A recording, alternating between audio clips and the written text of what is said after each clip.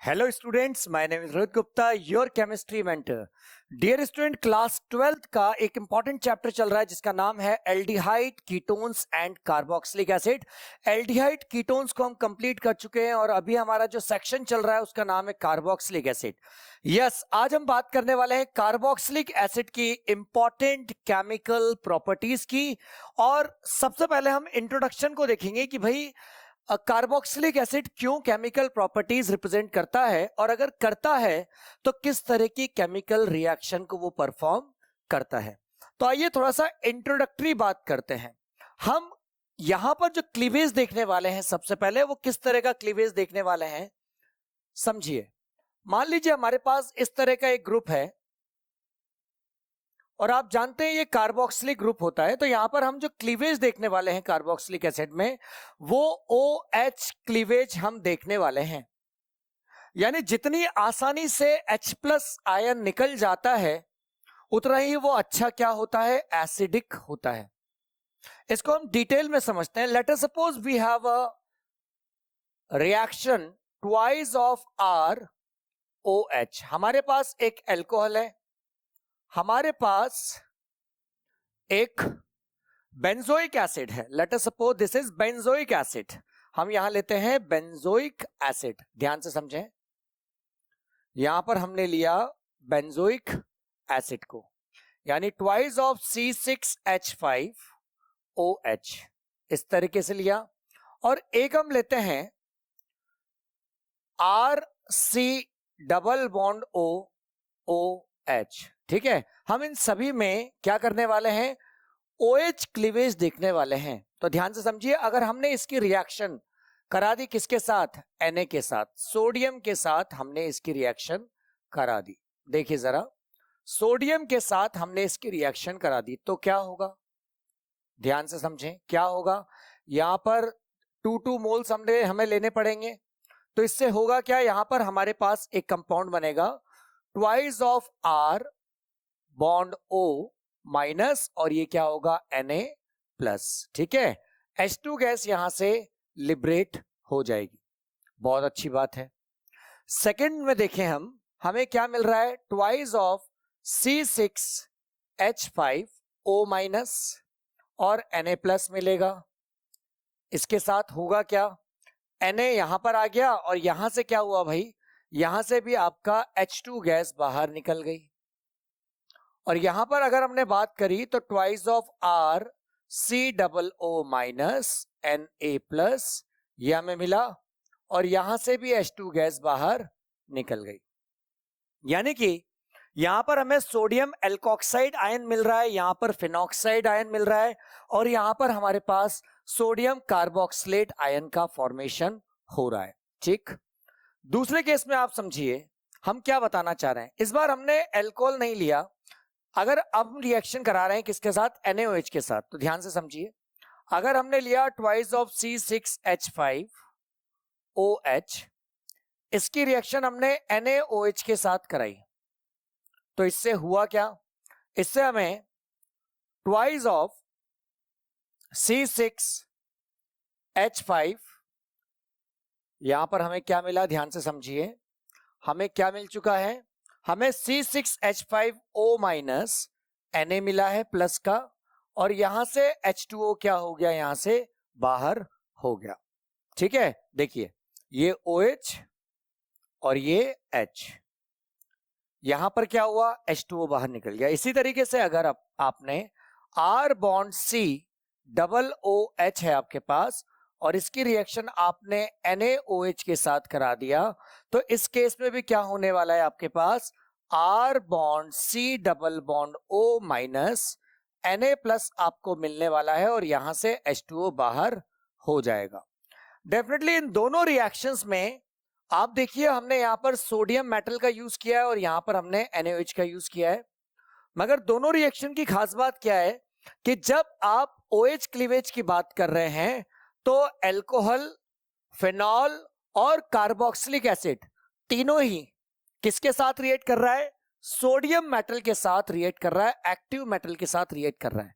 But जब आपने base के साथ रिएक्शन कराई तो एल्कोहल ने रिएक्शन नहीं करी, किसने रिएक्शन करी, फिनॉल ने यहां पर रिएक्शन कर ली और RCOOH ने भी यहां पर रिएक्शन कर ली। अब अगर मान लीजिए हम चाहते हैं कि हम NaHCO3 के साथ रिएक्शन कराएं या फिर Na2CO3 के साथ रिएक्शन कराएं, इनके साथ अगर हम रिएक्शन कराते हैं तो इस केस में तो ये फिनॉल भी रिएक्शन नहीं करेगा और सिर्फ कौन करेगा, कार्बोक्सिलिक एसिड यहां पर रिएक्शन करेगा। बताते हैं, देखिए R bond C double bond OH की रिएक्शन अगर हमने NaHCO3 के साथ कर दी तो हमें क्या मिल जाता है, RCOO माइनस Na प्लस मिल जाता है। इसके साथ साथ हमें यहां पर वाटर मिल जाता है और इसके साथ साथ हमें यहां पर CO2 भी मिल जाती है। अगर आप यहां पर फिनॉल की बात करें तो फिनॉल जो है वो इसके साथ रिएक्शन नहीं बता रहा है। इसका मतलब क्या है, अगर हम एसिडिक स्ट्रेंथ की बात करते हैं तो अगर मैं एसिडिक स्ट्रेंथ का अगर ऑर्डर लिखना चाहूं तो मैं ये लिख सकता हूं कि RCOOH की एसिडिक स्ट्रेंथ ज्यादा होती है, इसके बाद नंबर आता है पीएच का यानी फिनॉल का नंबर आता है और इसके बाद अल्कोहल का नंबर आता है, यानी अल्कोहल जो है इन दोनों से लेस एसिडिक होता है। क्यों होता है इसके बारे में डिटेल में आपको बताएंगे, अभी जनरल इंट्रोडक्शन आपको दिया है। जो टॉपिक हम पढ़ने वाले हैं उसके बारे में जनरल इंट्रोडक्शन है। आइए अब चलते हैं टॉपिक की तरफ, ध्यान से आप समझिए।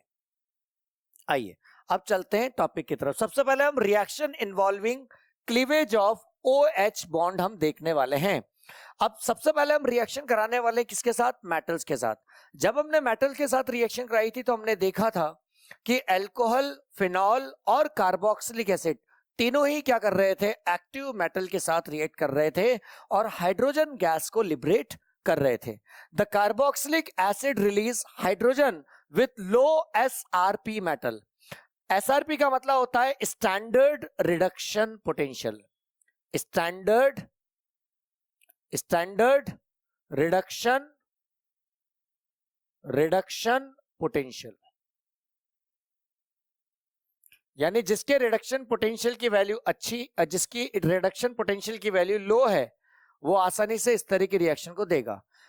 किन मेटल्स की स्टैंडर्ड रिडक्शन पोटेंशियल की वैल्यू लो होती है, जो एक्टिव मेटल्स होते हैं उनके स्टैंडर्ड रिडक्शन पोटेंशियल की वैल्यू क्या होती है, लो होती है। जैसे ट्वाइस ऑफ RCOOH, इसकी रिएक्शन अगर आपने सोडियम मेटल के साथ कराई तो क्या होगा, यहां पर आपको सोडियम कार्बोक्सिलेट आयन यहां पर मिल जाएगा, ट्वाइस ऑफ RCOO माइनस और Na प्लस मिल जाएगा और हाइड्रोजन गैस यहां से क्या हो जाएगी, बाहर निकल जाएगी। ठीक है, अब देखिए यहां पर इंपॉर्टेंट बात क्या है, this reaction is used to indicate acidic nature of carboxyl group in an organic compound.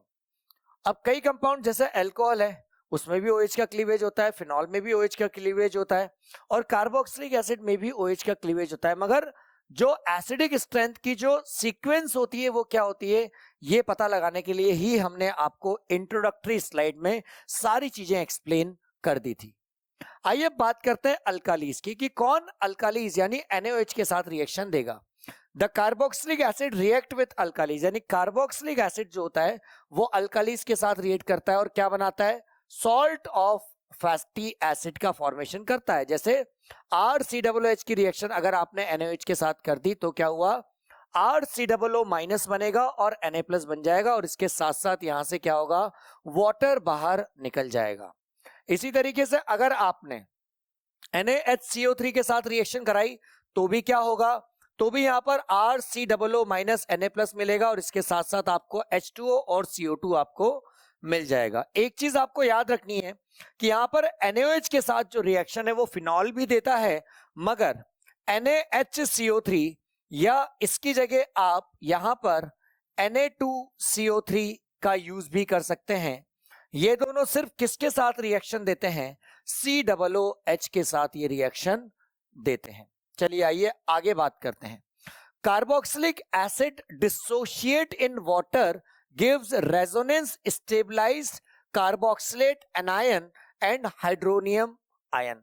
अब यहां पर क्वेश्चन राइज ये हुआ कि भाई अल्कोहल क्यों नहीं दे पा रहे हैं, या फिनॉल क्यों नहीं दे पा रहा है, एसिडिक स्ट्रेंथ उसकी अच्छी क्यों नहीं है? क्योंकि अगर आप अल्कोहल की बात करें या फिनॉल की बात करें, देखिए मैं समझाने की कोशिश करता हूं आपको, ध्यान से समझिए।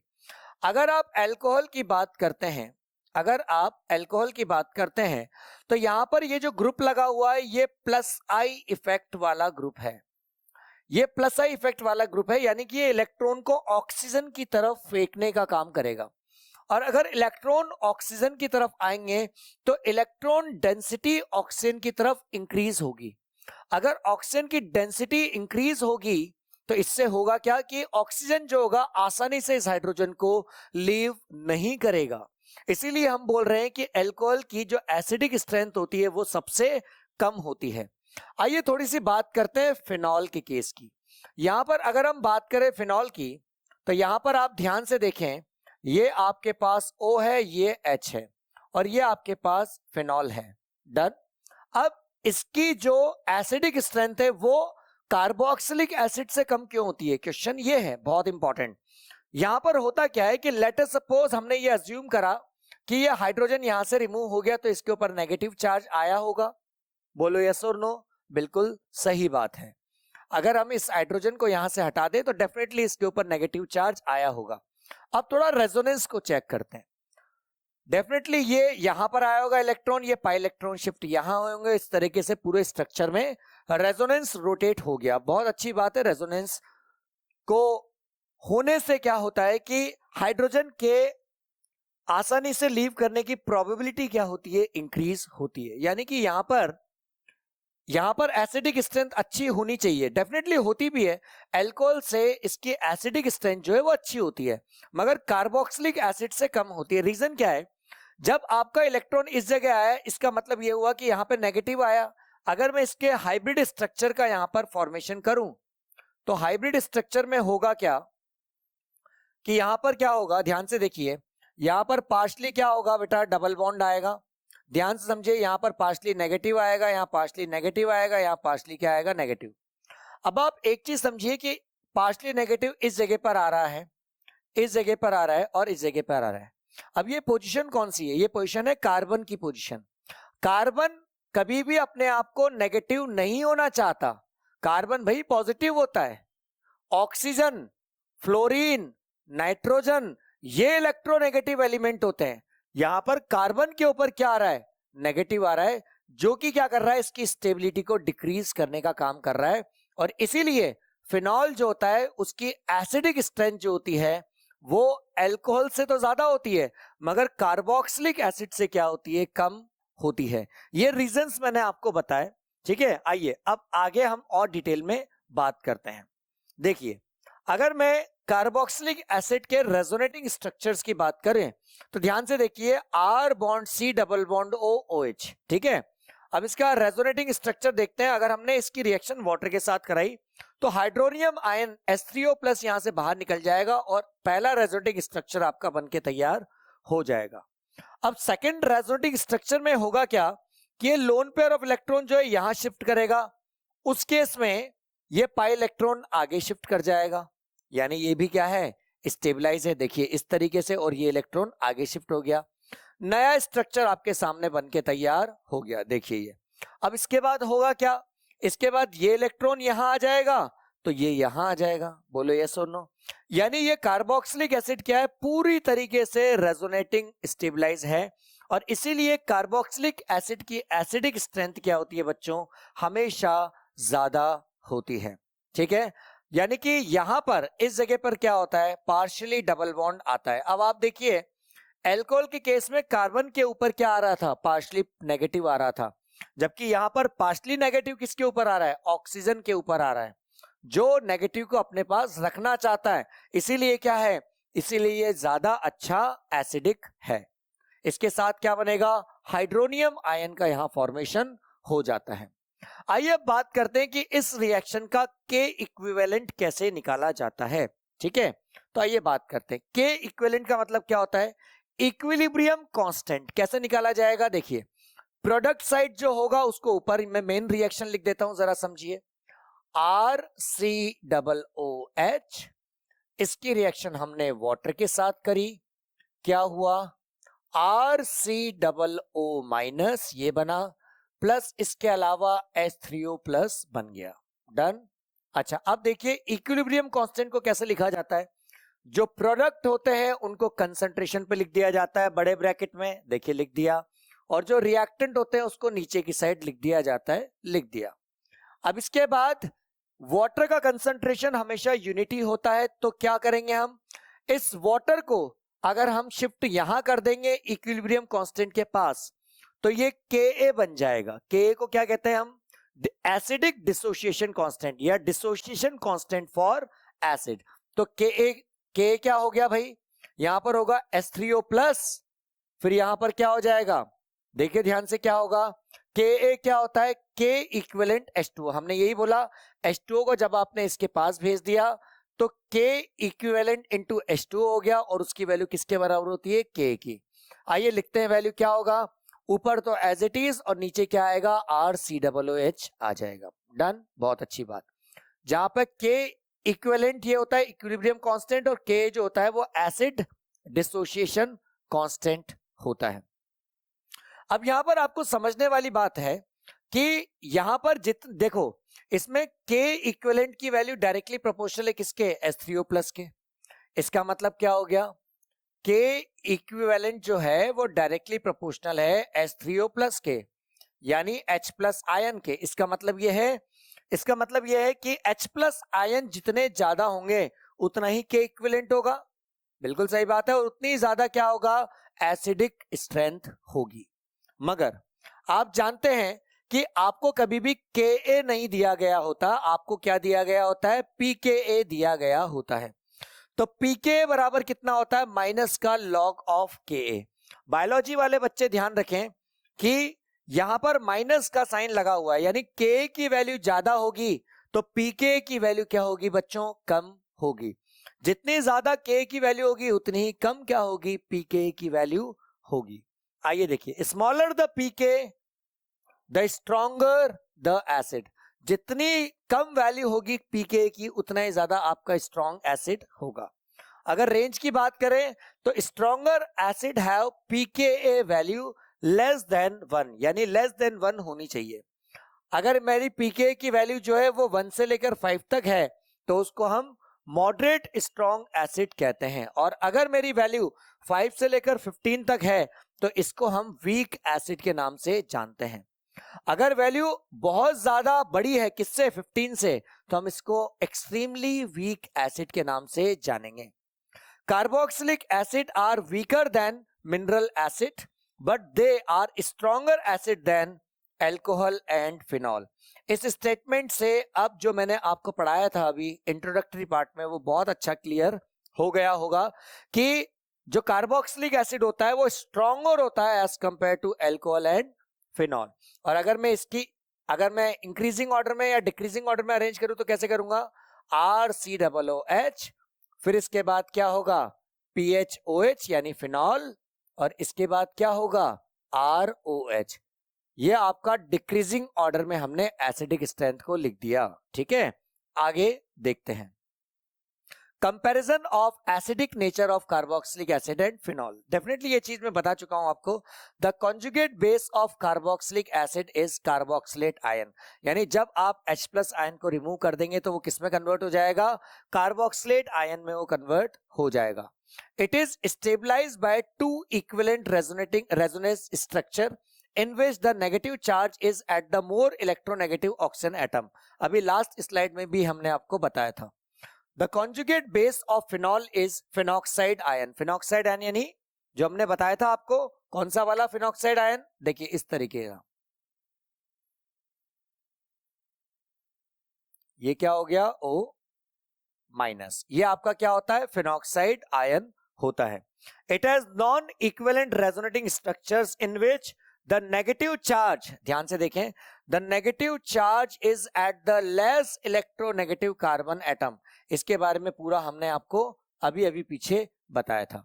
नेगेटिव चार्ज कार्बन के ऊपर आ रहा है जो कि आपको नहीं आना चाहिए, जबकि अगर आप कार्बोक्सिलिक एसिड की बात करें वहां पर नेगेटिव चार्ज ऑक्सीजन के पास आना चाहिए जो आ रहा था। इसी वजह से एसिडिक नेचर जो होता है कार्बोक्सिलिक एसिड का अच्छा होता है। Acidic nature of carboxylic acid की बात करें, ध्यान से समझिएगा कि मान लीजिए कि electron donating group decrease the acidity of carboxylic acid. कैसे?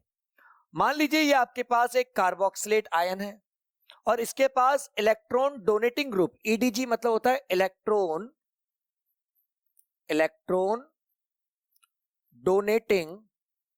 डोनेटिंग ग्रुप लगा हुआ है। ठीक है, यानी इलेक्ट्रॉन को डोनेट करने वाला ग्रुप लगा हुआ है। अब आप समझिए, अगर मान लीजिए एक ऐसा ग्रुप जो इलेक्ट्रॉन को डोनेट कर रहा है, तो डेफिनेटली वो इस कार्बन के ऊपर इलेक्ट्रॉन की डेंसिटी को क्या करने वाला है? कार्बन के ऊपर इलेक्ट्रॉन की डेंसिटी को इंक्रीज करने वाला है। बोलो यस और नो। बिल्कुल सही बात है। अगर कार्बन के ऊपर इलेक्ट्रॉन की डेंसिटी इंक्रीज होगी तो कार्बन तो भैया पॉजिटिव होता है, वो अपने ऊपर इलेक्ट्रॉन की डेंसिटी को नहीं रखना चाहता। इस वजह से क्या होगा? कार्बन जो होगा वो नेगेटिव होता जाएगा और डीस्टेबलाइज होता चला जाएगा। और इसीलिए लिखा है कि अगर किसी भी एक कार्बोक्सिलेट आयन से अगर मान लीजिए इलेक्ट्रॉन डोनेटिंग ग्रुप लगता है तो वो क्या करता है? एसिडिक स्ट्रेंथ को क्या करता है? डिक्रीज करने का काम करता है। क्यों? क्योंकि इससे कार्बन के ऊपर इलेक्ट्रॉन की डेंसिटी क्या होती चली जाती है? इंक्रीज होती चली जाती है। Electron donating group destabilize the carboxylate anion and weaken the acidic strength। Definitely acidic strength क्या होने वाली है? वीक ही होने वाली है। अगर मैं बात करता हूं effect of substituent on the acidity of carboxylic acid, ध्यान से देखें। इलेक्ट्रॉन विथड्रॉइंग ग्रुप इंक्रीज, यानी कि अगर विथड्रॉइंग ग्रुप है तो वो एसिडिक स्ट्रेंथ को क्या करेगा बेटा? इंक्रीज करेगा। ऐसा क्यों? क्योंकि अगर कोई भी ग्रुप जो जैसे नाइट्रो ग्रुप जो इलेक्ट्रॉन को अपनी तरफ खींच रहा है, तो भाई अगर वो इलेक्ट्रॉन को अपनी तरफ खींच रहा है तो कार्बन के ऊपर पॉजिटिव चार्ज बढ़ रहा है, यानी वो स्टेबल हो रहा है, यानी हाइड्रोजन आसानी से ऑक्सीजन से क्या कर सकता है? बाहर निकल सकता है। यानी कि अगर हमने कार्बोक्सिलेट आयन लिया और इसके साथ इलेक्ट्रॉन विड्रॉइंग ग्रुप लगाया, यानी इलेक्ट्रॉन को खींचने वाला ग्रुप लगाया, तो ये स्ट्रक्चर को क्या करता है? स्टेबल बनाने का काम करता है और इसके साथ साथ एसिडिक स्ट्रेंथ को भी क्या करता है? इंक्रीज करने का काम करता है। Electron withdrawing group stabilize the carboxylate anion and increase the acidic nature. ये एसिडिक नेचर को क्या करता है? इंक्रीज करता है।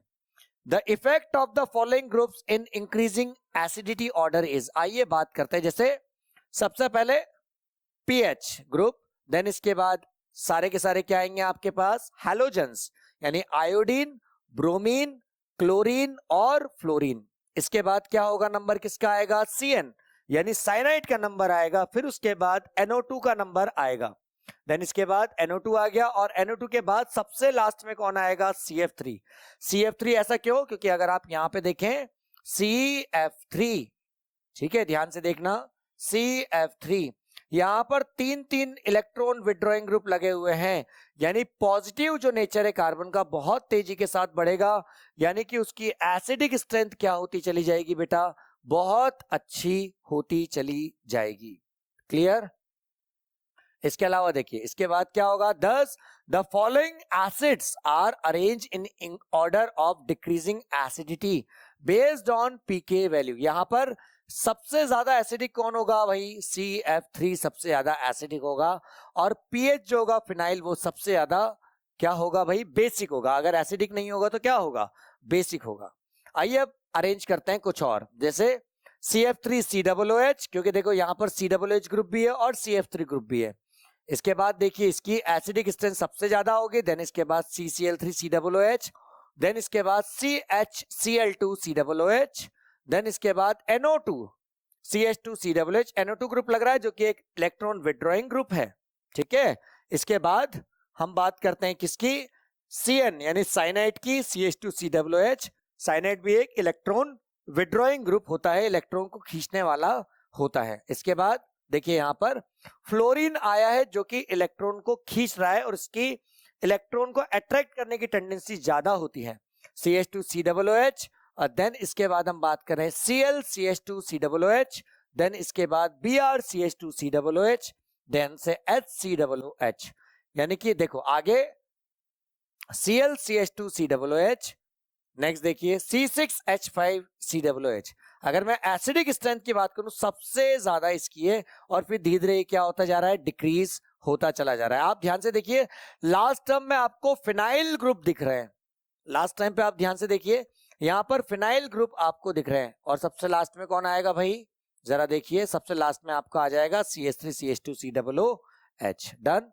आगे देखिए direct attachment of group such as phenyl और vinyl to the carboxylic acid increase the acidity due to resonating structure. अगर आप डायरेक्टली किसी भी फिनाइल ग्रुप को या विनाइल ग्रुप को अगर अटैच कर देते हो तो वो क्या करता है, रेजोनेटिंग इफेक्ट शो करना चालू कर देता है, जिससे उसकी स्टेबिलिटी क्या हो जाती है, इंक्रीज होना स्टार्ट हो जाती है। डन। यहां पे देखिए ये आपका कार्बोक्सिलिक एसिड है, इसके साथ ये ग्रुप कनेक्टेड है, तो यहां पे देखो रेजोनेंस क्या हो गया, स्टार्ट हो गया। यहां पर पाई पाई रेजोनेंस हो रहा है, पाई टू पाई रेजोनेंस हो रहा है। अगर ये इलेक्ट्रॉन यहां जाएंगे तो ये इलेक्ट्रॉन यहां आ जाएंगे। डन। आगे देखिए इस तरह का स्ट्रक्चर, क्योंकि यहां से पाई इलेक्ट्रॉन निकला है तो डेफिनेटली इसके ऊपर क्या आया होगा, पॉजिटिव आया होगा। देन इसके बाद ये स्ट्रक्चर आपका बनके तैयार हो जाता है, जरा समझें। ठीक है, इस तरह का स्ट्रक्चर, क्योंकि यहाँ पे डबल बॉन्ड का फॉर्मेशन हुआ, यहाँ पे नेगेटिव आया, यहाँ पर तो OH है ही सही। अब इसके बाद वापस क्या हो सकता है, अगर ये पाई इलेक्ट्रॉन यहाँ आएगा तो भाई ये जो इलेक्ट्रॉन है ये कहाँ आ जाएगा, इस जगह आ जाएगा। देखिए इस तरीके से, तो ये रेजोनेटिंग स्टेबलाइज स्ट्रक्चर हो जाता है। आइए अब बात करते हैं इस कंपाउंड की। इस कंपाउंड की खास बात क्या है, इसकी एसिडिक स्ट्रेंथ कैसी होगी, अच्छी होगी।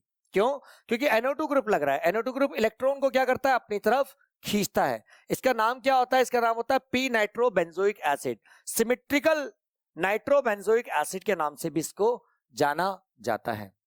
ठीक है, इसके पीके की वैल्यू 3.44 होती है, यानी इसकी एसिडिक स्ट्रेंथ अच्छी होती है as compare to this one.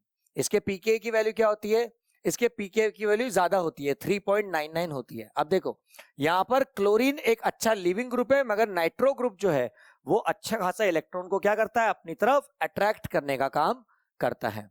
इसके बाद देखिए अगर मान लीजिए हमने क्या लगा दिया, अगर हमने इसको बोला बेंजोइक एसिड, अब यहां पर तो कोई ग्रुप नहीं है ना, तो इसकी जो एसिडिक स्ट्रेंथ है वो सबसे क्या होगी, कम होगी। देखो इसके पास कोई भी इलेक्ट्रॉन विड्रॉइंग ग्रुप नहीं था, इसके पास था मगर वीक था, और इसके पास स्ट्रॉन्ग था, तो ऑब्वियसली बात है इसकी एसिडिक स्ट्रेंथ सबसे ज्यादा होगी, फिर इससे कम इसकी होगी, और सबसे कम किसकी होगी, इसकी। अगर हम कंपैरिजन करें p nitrobenzoic acid, p chlorobenzoic acid और बेंजोइक एसिड का, तो जो पैरा नाइट्रोबेंजोइक एसिड है उसकी एसिडिक स्ट्रेंथ ज्यादा होती है।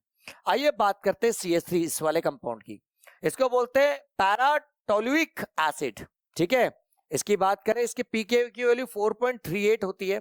देन इसके बाद स्ट्रक्चर्स की बात करें, इसको एनिसिक एसिड के नाम से जाना जाता है, और इसकी बात करें इसको हम बोलते हैं पी हाइड्रोक्सी बेंजोइक एसिड।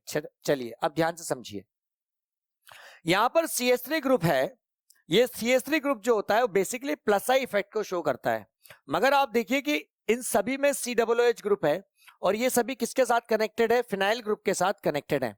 यानी कहीं ना कहीं क्या हो रहा है, रेजोनेंस यहां पर सभी जगह क्या हो रहा है, क्रिएट हो रहा है, इसी वजह से आपने बोला है। और दूसरी बात ये सिमेट्रिकल है, ये भी सिमेट्रिकल है, ये भी सिमेट्रिकल है। खास बात क्या है, खास बात है पीके की वैल्यू, इसकी एक्सपेरिमेंटली पीके की वैल्यू 4.38 आई, इसकी 4.48 आई, इसकी 4.58 आई। जिसके पीके की वैल्यू सबसे कम होती है उसकी एसिडिक स्ट्रेंथ भी क्या होती है बच्चों, सबसे ज्यादा होती है। यानी सबसे ज्यादा एसिडिक स्ट्रेंथ इसकी होगी, फिर इसकी होगी, और फिर किसकी होगी, इसकी होगी। यहां पे देखिए nitro group exert greater electron withdrawing effect, nitro group के इलेक्ट्रॉन को खींचने की टेंडेंसी बहुत ज्यादा होती है when present in the ortho and para position, जब वो ऑर्थो और पैरा पे जब वो कनेक्टेड होता है। ध्यान रखना मीटा पे नहीं, मीटा पे नहीं बच्चों, मीटा पे आपको नाइट्रो ग्रुप को कनेक्ट नहीं करना है। क्यों, क्योंकि हाइब्रिडेशन जो होता है उसमें एक्टिव साइट्स आपकी ऑर्थो और पैरा वाली ही होती है, मेटा पे कभी इलेक्ट्रॉन की डेंसिटी क्रिएट नहीं होती है। So ortho and para nitrobenzoic acid are stronger than meta nitrobenzoic acid which is of course stronger than benzoic acid. यानी अगर मैं बात करूं बेंजोइक एसिड से, तो बेंजोइक एसिड से स्ट्रॉन्गर एसिडिक कौन होगा, मेटा, मगर मेटा से ज्यादा एसिडिक कौन होगा, ऑर्थो, ऑर्थो से ज्यादा कौन होगा? पैरा। पैरा क्यों? सिमेट्रिकल है, ठीक है। यहां पर बात करें इसकी, इसको हम, ये ऑर्थो है, ये पैरा है, ठीक है, ऑर्थो नाइट्रोबेंजोइक एसिड, इसको हम क्या कहते हैं, इसके पीकी की वैल्यू 3.45 आई है, और इसकी कितनी आई है? पैरा नाइट्रोबेंजोइक एसिड, इसकी कितनी आई है भाई? 3.41 आई है, ठीक है। तो इसकी वैल्यू ज्यादा आई है, इसकी वैल्यू क्या आई है? कम आई है। देखिए आइए, ये कंपाउंड का कंपैरिजन करते हैं हम। इसका नाम बोलिए, एम नाइट्रोबेंजोइक एसिड, पीके की वैल्यू कितनी है? 3.45। इसके लिए कितनी है भाई? बेंजोइक एसिड, इसके लिए कितनी है? पीके की वैल्यू 4.19। तो यहां पर वैल्यू पीके की कितनी आ रही है? देखिए, ये ज्यादा एसिडिक होगा, ठीक है। आगे देखिए, in case of ortho substituted benzoic acid, they are usually stronger acid than benzoic acid. Definitely ortho compound जो होते हैं ज्यादा एसिडिक होते हैं as compared to benzoic acid. Irrespective of the nature of the substrate, चाहे किसी भी तरह का substrate लगा हुआ हो, चाहे इलेक्ट्रॉन विड्रॉइंग ग्रुप लगा हुआ हो या इलेक्ट्रॉन रिलीजिंग ग्रुप लगा हुआ हो. This is called ortho effect and it is probably due to intermolecular hydrogen bonding or a combination of steric और electric effect. यानी steric hindrance के थ्रू, और steric hindrance मतलब होता है क्राउडीनेस, क्राउडीनेस के थ्रू या फिर हाइड्रोजन बॉन्डिंग के थ्रू, ऐसा आपको देखने को मिलता है. In case both resonance and inductive effect operate in the molecule. ध्यान से समझें, अगर मान लीजिए किसी भी एक मॉलिक्यूल में रेजोनेंस भी लग रहा है और इंडक्टिव इफेक्ट भी लग रहा है, दोनों एक साथ लग रहे हैं किसी मॉलिक्यूल में, the resonance effect being stronger, तो रेजोनेटिंग इफेक्ट क्या होगा? स्ट्रॉन्गर होगा, और वो डोमिनेट कर देगा किसको? इंडक्टिव इफेक्ट को, यानी हरा देगा वो किसको? इंडक्टिव इफेक्ट को. फॉर एग्जाम्पल, जैसे nitro group exert greater electron withdrawing effect when present in the ortho and para position. So ortho and para nitrobenzoic acid are stronger acidic as compared to other compounds. In case of hydroxy या फिर methoxy benzoic acid, they display both kind of effect. दोनों तरह के effect बताते हैं. And there is a decrease in, और यहाँ पर decrease in electron density at all position. ऐसा क्यों? Due to inductive effect, plus I effect और माइनस आई इफेक्ट. इसकी वजह से क्या होता है? इंडक्टिव इफेक्ट की वजह से इसकी जो इलेक्ट्रॉन डेंसिटी होती है वो क्या हो जाती है? डिक्रीज होनी स्टार्ट हो जाती है. But increase in electron density at ortho and para position due to resonating effect. मगर ऑर्थो और पैरा पोजिशन पे इलेक्ट्रॉन की डेंसिटी जो होती है वो हमेशा क्या होती है? ज्यादा होती है. So ortho and para hydroxy benzoic acid should be weaker than benzoic acid. तो यहां पर ऑर्थो और पैरा हाइड्रोक्सी, अब यहां पर समझिए हाइड्रोक्सी आ गया यानी OH ग्रुप आ गया. अगर ऑर्थो और पैरा पे OH ग्रुप लगे हुए तो वो क्या होते हैं? वो वीकर होते हैं किसके कंपैरिजन में? बेंजोइक एसिड के कंपैरिजन में. But actually O isomers is the strongest among the 3 hydroxy benzoic acid due to, ऐसा क्यों होता है? क्योंकि उनके बीच में इंटरमॉलिक्यूलर हाइड्रोजन बॉन्डिंग होती है. इसीलिए आपकी एक सीक्वेंस होती है, वो सीक्वेंस आपको समझनी है. अगर मैं इसकी बात करूं, ध्यान से देखो, तो इसको बोलते हैं ऑर्थो हाइड्रोक्सी बेंजोइक एसिड, और इसको क्या कहते हैं भाई हम? इसके पीके की वैल्यू 2.98 आती है, और इसको एम हाइड्रोक्सी बेंजोइक एसिड कहते हैं. इसके पीके की वैल्यू 4.08 आती है, ठीक है. तो this is stronger then this one. इसके बाद नेक्स्ट बात करते हैं. मान लीजिए हमारे पास बेंजोइक एसिड है और यहां पर हमारे पास पैरा हाइड्रोक्सी बेंजोइक एसिड है. तो यहां पर अगर पीके की वैल्यू देखें 4.19 आ रही है, और यहां पर पैरा हाइड्रोक्सी बेंजोइक एसिड है, इसके पीके की वैल्यू 4.58 आ रही है. इसका मतलब क्या है? इसके पीके की वैल्यू क्या है बेटा? कम. और अगर पीके की वैल्यू कम है तो एसिडिक स्ट्रेंथ क्या होगी? ज्यादा. यानी कि बेंजोइक एसिड की एसिडिक स्ट्रेंथ ज्यादा रहती है as compare to para hydroxy benzoic acid. यहां देखिए, ओ टोलुइक एसिड की बात करें, ठीक है, इसके पीके की वैल्यू 4.09 होती है. ये वैल्यू एसिडिक स्ट्रेंथ ज्यादा होती है as compare to this one, ठीक है. इसके पीके की वैल्यू कितनी होती है? जरा चेक करें, 4.19. ठीक है, डन, बहुत अच्छी बात है. आगे देखिए, यहां पर इसकी वैल्यू हम कंपैरिजन करते हैं. एम टोलुइक एसिड है और इसका नाम है पैरा टोलुइक एसिड, ठीक है. तो इसके पीके की वैल्यू 4.24 है और इसके पीके की वैल्यू 4.37 है. देखिए वैल्यू यहां पर कम है, यानी अगर वैल्यू कम है तो इसकी एसिडिक स्ट्रेंथ क्या होगी, ज्यादा, तो इसकी एसिडिक स्ट्रेंथ ज्यादा है as compare to this one. In such case M isomers is stronger than P isomer. इस केस में M आइसोमर जो होते हैं वो ज्यादा स्ट्रॉन्गर होता है as compare to P isomers. ऐसा क्यों? क्योंकि यहां पर चेक कीजिए ग्रुप कौन सा लग रहा है, यहां पर CH3 ग्रुप लग रहा है. CH3 ग्रुप क्या करता है, इलेक्ट्रॉन की डेंसिटी को अंदर की तरफ फेंकने का काम करता है, इसलिए ये ज्यादा एसिडिक हो जाते हैं.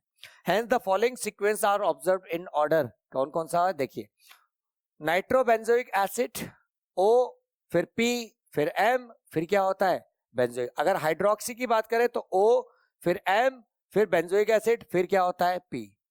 डन. क्लोरोबेंजोइक एसिड का सीक्वेंस क्या होता है बेटा, ऑर्थो होता है, फिर उसके बाद मेटा होता है, फिर पैरा होता है, फिर क्या होता है बेंजोइक एसिड होता है. जबकि अगर मैं मिथाइल बेंजोइक एसिड यानी CH3 ग्रुप लगा हुआ था उसकी अगर मैं बात करूं तो ऑर्थो पोजीशन, फिर कौन आता है बेंजोइक एसिड, फिर कौन आता है M, फिर कौन आता है P. ये आपकी सीक्वेंस होती है. अब आपने अगर बात करी PNO2 C6H4COOH, अगर इसकी बात करी तो सीक्वेंस आपका ये वाला है. सबसे पहले पैरा कंपाउंड आएगा, देन इसके बाद आपका ये वाला ग्रुप आएगा C6H5COOH, देन इसके बाद नेक्स्ट ये वाला कंपाउंड आएगा, देन इसके बाद दिस वन कंपाउंड आएगा.